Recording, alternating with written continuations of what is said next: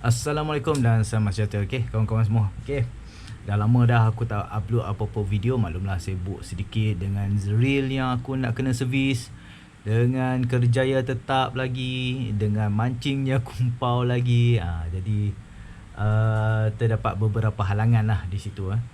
Aku pun dah lama tak upload video, jadi agak sedikit ketandusan juga idea dekat mana aku nak selitkan masuk konten-konten aku tu. Kadang-kadang mancing pun tak banyak mana, kadang-kadang dapat seekor, 2 ekor. Jadi tak berapa nak mengancam lah untuk kita nak buat sebagai konten kan. Jadi hari ni aku dah kumpul balik segala yang strike sekok yang aku pergi tu. Jadi aku nak buat satu tips lah, satu tips bagaimana aku nak memancing ikan kerapu. Jadi semoga apa yang aku sharing ni adalah dapat memberikan hampa sedikit ilham. Okey. Yang lagi satu, aku ada buat Facebook group. Ini pun atas permintaan beberapa orang viewers juga yang minta aku adakan Facebook group. Jadi hampa minta aku jemput lah yang mana yang tonton ni dia nak servis reel ke. Jadi boleh join aku punya group and then just post lah apa-apa saja yang hampa nak post kat dalam tu. Yang pertama sekali, okey, kita bersembang tentang bagaimana cara kita nak casting kerapu. Yang pertama sekali bagi aku, kita perlulah memilih tempat dia. Tempat paling penting sekali untuk kita nak cari ikan kerapu. Pertamanya pot, kawasan dia. Untuk nak cari kerapu ni mesti kawasan yang berbatu. Mesti berbatunya. Kalau kawasan pantai tu kadang ada, tapi sangatlah jarang orang nak dapat kerapu di kawasan pantai. Sebab kawasan pantai kan dia pasiak kan.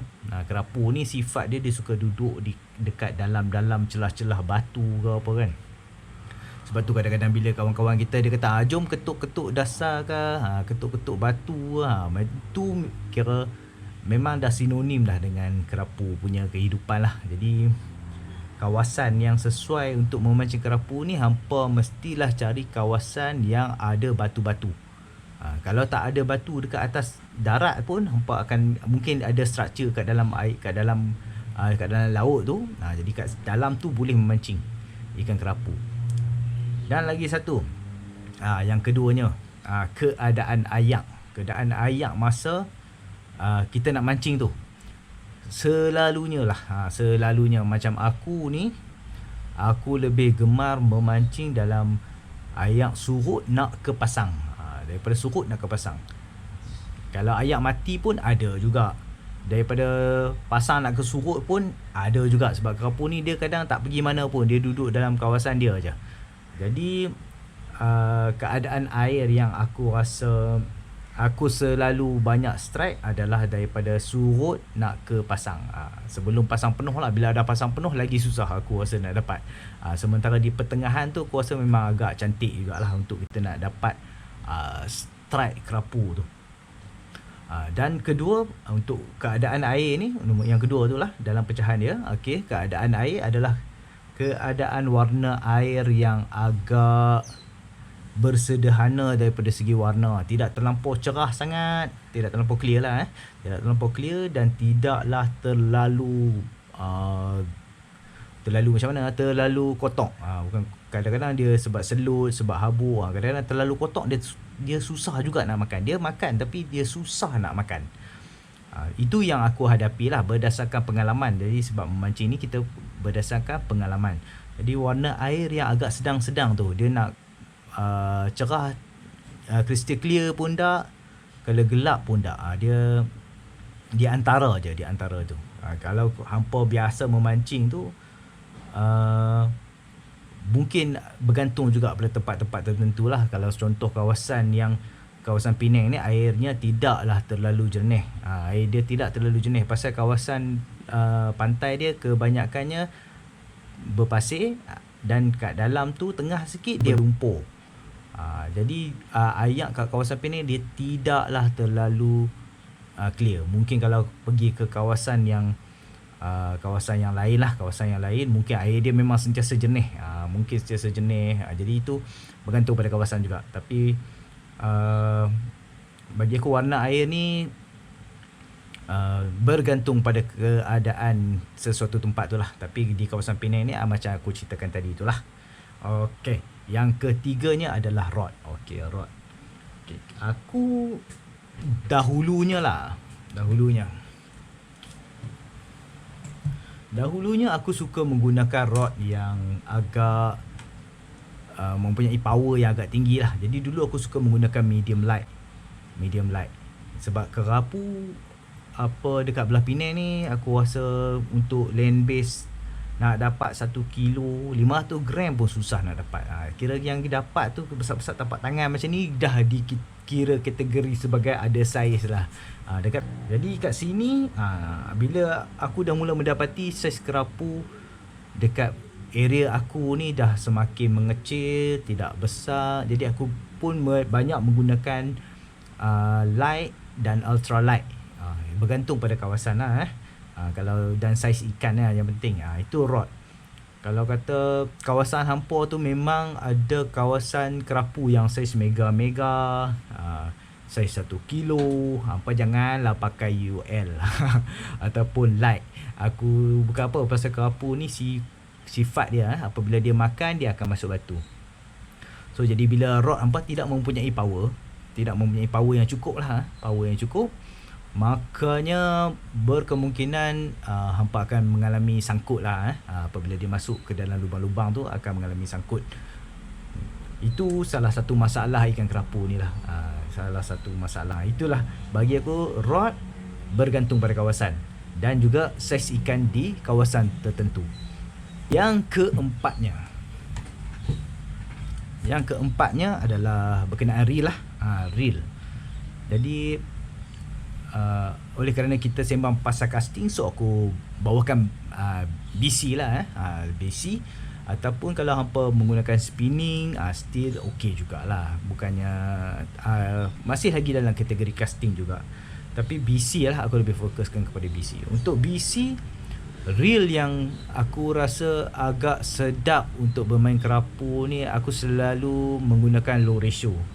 Kalau hampa pilih, hampa ada ratio 8, contoh high ratio kan, bagi aku tak ada masalah. Sebab kerapu ni dia, walau hampa pakai high ratio ke low ratio ke, retrieve rate dia tetap sama. Retrieve rate dia tu masih tetap kena perlahan. Cara kita menggayakan lure ataupun cara kita menarik kita punya soft plastik, dia cara cranking dia tu agak perlahan baru dia makan. Sebab dia kerapu ni dia macam malas-malas sikit. Umpan jatuh depan mata dia baru dia nak makan. Dia tak akan mengejar sangat kita punya lure. Yang keempat itu pasal reel, aku lebih sarankan low ratio lah. 6, 7. Kalau ada 8 pun tak apa, boleh je. Tu high ratio. 7 dengan 8 tu dah kategori agak 8 memang high ratio, 7 agak pertengahan. Tapi kalau kata suggestion aku adalah ratio 6 ataupun 5 ke, yang rendah-rendah lah. Okey, dan mainline. Mainline ni untuk mancing kerapu bergantung, bagi aku dia banyak bergantung pada rod lah. Sebab aku cakap ni adalah secara overall lah. Secara umum. Kalau setengah tempat kita tak boleh terlalu ikut pada rod. Mungkin sebab kawasan tu struktur dia terlampau kasar, struktur dia terlampau banyak batu-batu yang tajam kat dasar. Jadi mungkin kawasan tu kita perlukan mainline yang lebih overspec sikit daripada kita punya spec pada rod. Jadi kalau secara umumnya kita ikut saja, contoh macam kalau kita pakai medium light power rod, itu 6-12 pound, so kita just gunakan kita punya mainline di antara 6 pound hingga ke 12 pound. Jadi dan yang keenamnya adalah leader ni untuk mancing kerapu ni penting. Bagi aku dia penting sekali leader ni. Sebab apabila mancing kerapu ni, kita banyak mancing di kawasan dasar dan kawasan dia berbatu. Jadi apa yang akan berlaku pada kita punya leader adalah leader kita akan mengalami luka apabila dia bergeser dengan batu-batu di dasar. Leader kita bila luka dia akan mudah untuk putus. Suggestion aku lah, kalau hampa main ultralight ke, hampa main light punya power ke, tali aku sarankan 15 pound ke atas lah. 15 pound ke atas. Dan leader yang aku gunakan, aku akan pastikan dia agak sedikit keras lah. Dia ada bermacam-macam jenis fluorocarbon. Ada yang jenis macam elastik sikit, macam dia macam getah sikit pun ada. Tapi yang macam getah tu bagi aku dia agak sedikit lembut lah. Jadi aku rasa tak berapa nak ngam sangat lah untuk mengenai kerapu. Dan ada material, ada jenis brand fluorocarbon yang dia punya leader dia memang keras. Keras. So kalau kadang-kadang bila kita ikat pun kita terasa dia punya keras tu. Bagi aku untuk memancing kerapu, leader yang jenis keras ni agak sesuai. Dia sebab dia menahan sedikit lah daripada berlaku geseran dekat permukaan dasar tu dan memutuskan kita punya leader. Okey, itu yang keenamnya lah. Ketujuh aku nak ajak sembang adalah berkenaan dengan lure yang kita nak pakai. So jadi kita ada bermacam-macam lure. So macam ni aku ada simpan soft plastik, jenis ikan pun ada, jenis gerak pun ada. Ini kopi Z-Man, soft plastik juga. Yang ini adalah geli-geli. Orang panggil geli-geli lah. Yang famous ni Kenichi Nix lah. Ini yang murah punya. Geli-geli soft plastik, kategori soft plastik. Dan yang ini dulu agak meletup juga dulu. Trigger X dulunya meletup. Ini adalah kategori soft plastik. Jadi ikan kerapu ni kalau kata soft plastik, apa jenis sekalipun, pedal tail ke kan, macam pedal tail lah, macam ni pedal tail kan, pedal tail pun okey, ataupun jenis belakang ni orang panggil apa, curly tail ke kan, jenis belakang ni. Dan juga jenis Kenichi Nix yang jenis tak ada pedal tail pun bukan, jenis curly tail tu pun bukan. Dia jenis tirus. Kerapu apa pun dia makan. Itu yang senang bab kerapu ni lah. Kalau hampa nak pergi mancing, just ada pedal tail saja, so just pakai je, boleh pakai, dia memang akan makan punya. Kalau dia sepanjang aku pakai ni kan, mana semua ni aku pakai, semua dia makan. Itu adalah berkenaan dengan soft plastik. Soft plastik memang semua dia makan. Tapi kalau soft plastik, kita perlukan jig head. Bagi aku lebih suggest jig head yang berbentuk macam ni lah. Jig head yang berbentuk macam ni.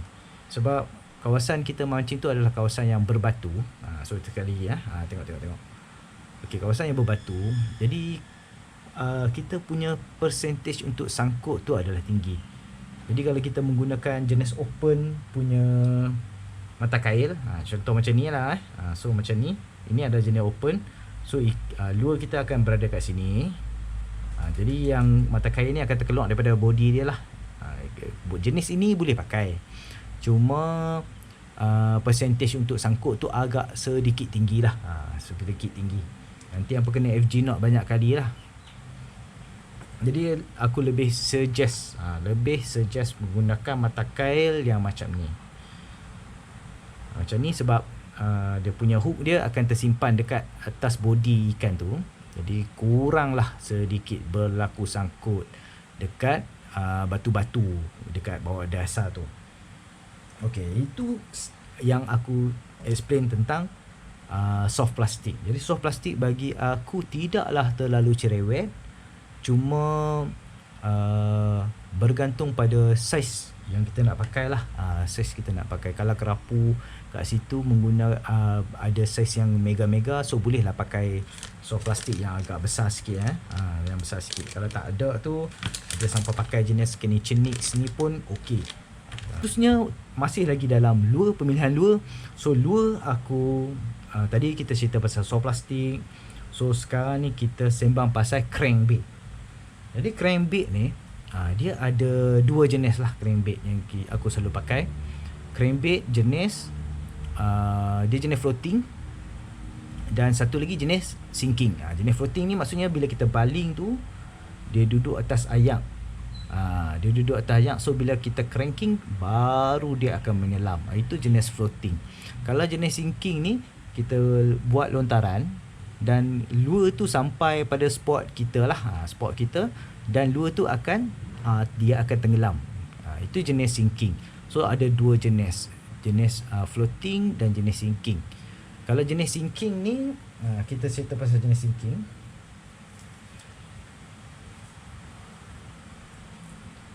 Okey, ini adalah salah satu mode sinking. Ini adalah 3 gram sahaja. Mode sinking ni kebiasaannya lah, lidah dia tidak panjang. Lidah dia pendek.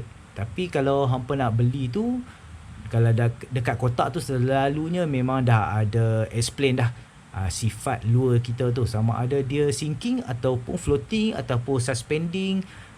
Untuk sinking aku tak beberapa nak kisah sangat, sebab sinking ni berapa meter pun kedalaman dia tidak dipengaruhi sangat, pasal lure kita memang akan rapat ke dasar selepas kita dah sampai balingan kita pada kita punya spot tu lah. So dia akan jatuh dan akan rapat ke dasar. So bila rapat ke dasar tu lah baru kita akan cranking dia. Cuma masalah untuk floating ni, apabila dia sangkut kan, macam dia berenang macam ni, so dia sangkut, kita risau mata kail kita pun akan sangkut sekali dekat batu. Kalau jenis floating, sekali kita akan cerita ada kelebihan dia untuk floating. Tapi kelebihan untuk sinking ni adalah apabila kita baling lah. Contoh kita baling daripada sini ke sini kan, ke sini, dan jarak kita casting apabila dia tenggelam sampai sini, dia tenggelam sampai ke dasar. So jarak kita casting tu bermula daripada tempat dia jatuh. Jadi jarak kita punya cover untuk kita punya casting tu agak tinggi lah untuk mode sinking ni. Cuma risiko dia agak mudah tersangkut lah. Untuk crankbait untuk yang jenis floating. Okey, so untuk floating ni agak kena cerewet sikit. Pasal floating ni kita kena tengok pada kawasan kita memancing, kedalaman air dia tu. Okey, jadi kat sini ada dua jenis lah. Kita letak tepi dulu yang sinking punya, so floating punya. Okey, ini adalah dua jenis floating punya lure. Dan floating punya lure ni, apabila kita nak mancing kerapu, secara automatiknya kita tahu kita perlu merapatkan lure kita pada dasar. Jadi ini adalah floating. Tapi tengok dia punya lidah dia, yang atas ni agak sedikit pendek. Jadi kebiasaannya sedikit pendek ni lebih kurang kedalaman air 1 meter. Lebih kurang kedalaman dia 1 meter untuk dia mencecah dasar. Kalau kata kawasan tu air dia 3 meter, jadi lure ni agak tidak sesuai digunakan. Tidak sesuai digunakan sebab dia tidak mampu rapat kat dasar. Jadi kerapu ni ikan yang hanya duduk banyak di dasar saja. Jadi kalau tak sampai kat dasar, so percentage strike kita agak kurang. Sebab itu, untuk kawasan yang setengahnya aku tengok kawasan tu agak dalam, contoh macam 2 meter ke atas, jadi aku perlu menggunakan lure yang mempunyai lidah yang agak panjang. Itu kita punya tempat tu kadang-kadang kita kena standby lah. Kalau kita tahu tempat tu kedalaman 1 meter, so kita boleh bawa lah model-model yang jenis lidah separuh panjang ni. Kalau kita tak tahu tempat tu, so kita kena prepare dua jenis lah, lidah yang panjang ataupun lidah yang tak panjang, lidah yang separuh macam ni. Itu kita tak boleh buat apa.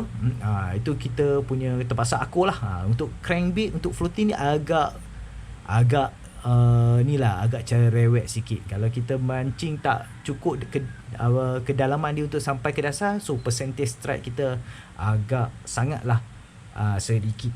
Jadi apa kelebihan kita gunakan sinking? sinking. Okey, ni aku nak buat satu penanda dululah. Penanda dulu. Contohlah. Contoh ini tempat kita casting. So, sini adalah kawasan lure jatuh. Jadi, okey, apabila kita baling, so lure akan bergerak macam ni. Dia akan jatuh pada spot kita. Kan? Jadi, untuk sinking minnow ni, dia akan terus sampai ke dasar. Tapi untuk crank ni kita kena karau. So baru dia akan selam. Jadi kat sini baru dia mencecah dasar. Daripada segi jarak dekat sini, jenis sinking ni mempunyai percentage strike yang tinggi lah, pasal dia boleh cover lubuk-lubuk yang mungkin ada kat kawasan ni. Macam yang jenis floating ni, dia kena karau baru dia turun. Dan mungkin dia boleh cover sampai ke sini sajalah. Berbanding dengan sinking minnow kat sini, dia boleh cover pada kawasan yang floating minnow ni dia tak boleh. Itu adalah salah satu kelebihan lah untuk kita pakai jenis sinking. Tapi jenis sinking ni macam aku kata tadi lah, dia cepat sikit lah sangkut. Kalau macam model ni, model floating ni, apabila kita karau dia dan kita sangkut, kita jangan kayuh dia, kita biarkan dia. So dia akan naik ke permukaan balik sikit, so kita kayuh balik supaya dia rapat ke dasar. Itu kelebihan untuk floating. Masing-masing mempunyai kelebihan lah. Tengok kat kawasan mana yang hampa nak mancing. Agak cerewet, tapi kalau yang paling mudah jenis soft plastik lah. Harga pun murah, dan dia pun bila kita gandingkan dengan dia punya jig head dia, so dia pun bersifat semacam mana kita punya sinking punya minnow lah. Jadi bila sinking punya minnow, kita punya coverage tu agak lagi besar lah berbanding dengan jenis floating ni. Kalau setengah orang tu dia memang minat menggunakan crank, jadi just teruskan sajalah untuk menggunakan crank. Tapi macam aku kata tadi tu lah, perlu standby beberapa jenis type, warna ataupun dia punya kedalaman selaman dia. Itu agak sedikit cerewet lah untuk crank .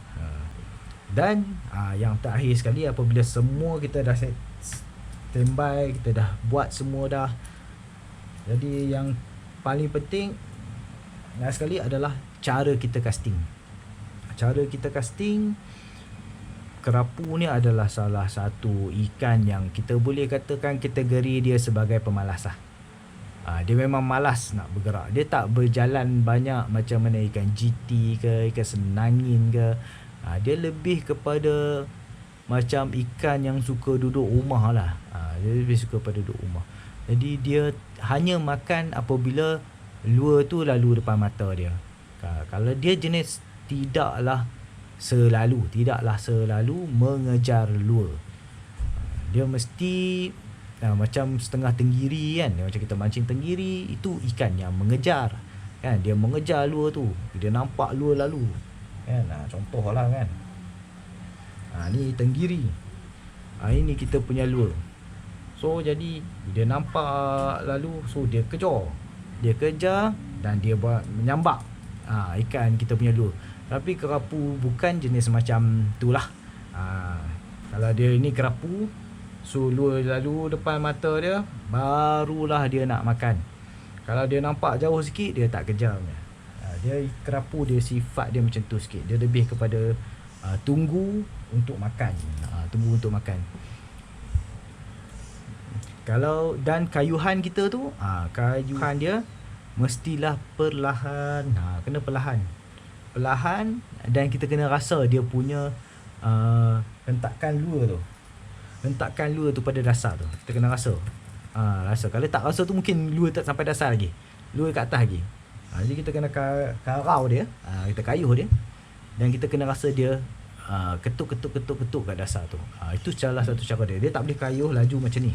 Sebab kerapu ni dia, macam aku cakapkan tadi, dia agak kategorikan sebagai ikan yang bukan yang jenis memburu sangat. Dia jenis duduk je.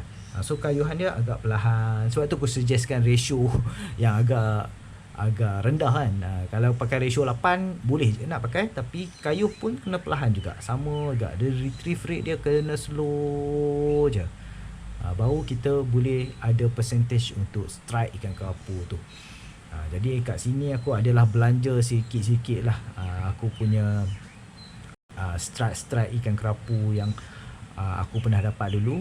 Dan kebanyakannya aku gunakan soft plastic dan juga sinking. Tak boleh kata kebanyakan lah overall lah. Overall semua yang aku pakai adalah soft plastic, dan juga aku menggunakan crankbait sama ada jenis floating ataupun jenis sinking. Sebab kerapu ni aku sepanjang aku memancing ikan kerapu ni, dia adalah ikan yang tidak terlalu cerewet lah untuk memilih lure. Segala jenis lure dia boleh makan. Jadi itu salah satu mudahnya untuk mancing kerapu. Tapi aku rasa itu sahajalah. So ingat lah, aku dah beri 8 cara lah, 8 cara, iaitu tempat, keadaan air, rod, reel, mainline, leader, lure, dan juga cara kita nak cast ikan kerapu. Jadi itu sharing aku lah dengan hampa. Mungkin ada yang baru nak belajar, yang dah otai mancing kerapu ni, bagi dia mungkin tak ada apa lah sangat. Tapi untuk generasi yang baru nak berjinak-jinak casting kerapu ni, itu salah satu tips je lah. Dan jangan lupa lah, kalau nak hantar servis PM aku, dan kalau nak join Facebook group aku, mai join, mai hampa nak mai je. Okey. Okey. Salam strike daripada aku. Terima kasih banyak-banyak. Assalamualaikum.